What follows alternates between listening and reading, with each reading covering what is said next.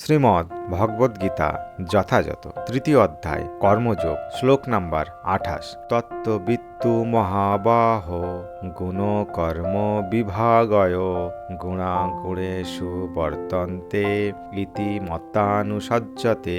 শব্দার্থ: তত্ত্ববিদ তত্ত্বজ্ঞ, তু কিন্তু, মহাবাহ হে মহাবীর, গুণ কর্ম প্রকৃতির প্রভাব জনিত কর্ম, বিভাগয় পার্থক্য, গুণ ইন্দ্রিয় সমূহ, গুণেষু ইন্দ্রিয় তর্পণে, বর্তন্তে প্রবৃত্ত হন, ইতি এভাবে, মত্তা মনে করে, না সজ্জতে আসক্ত হন। অনুবাদ: হে মহাবাহ, তত্ত্বজ্ঞ ব্যক্তি ভগবত ভক্তিমুখী কর্ম ও সকাম কর্মের পার্থক্য ভালোভাবে অবগত হয়ে কখনো ইন্দ্রিয় সুখ ভোগাত্মক কার্যে প্রবৃত্ত হন না। অনুবাদ: হে মহাবাহ, তত্ত্বজ্ঞ ব্যক্তি ভগবত ভক্তিমুখী কর্ম ও সকাম কর্মের পার্থক্য ভালোভাবে অবগত হয়ে কখনো ইন্দ্রিয় সুখ ভোগাত্মক কার্যে প্রবৃত্ত হন না। তাৎপর্য: যিনি তত্ত্ববেত্তা তিনি পূর্ণ উপলব্ধি করেন যে জড়া প্রকৃতির সংস্রবে তিনি প্রতিনিয়ত বিব্রত হয়ে আছেন। তিনি জানেন না তিনি হচ্ছেন পরম পুরুষোত্তম ভগবান শ্রীকৃষ্ণের অবিচ্ছেদ্য অংশ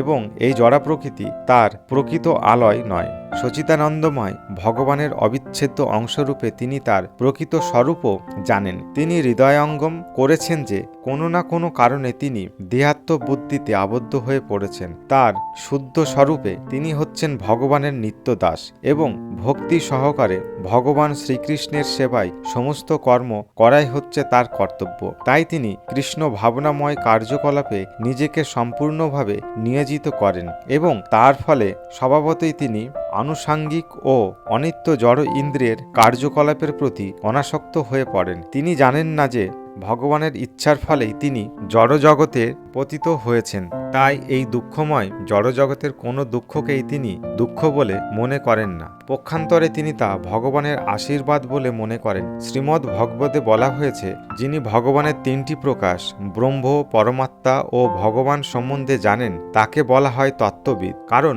ভগবানের সঙ্গে তার নিত্য সম্পর্কের কথা তিনি জানেন।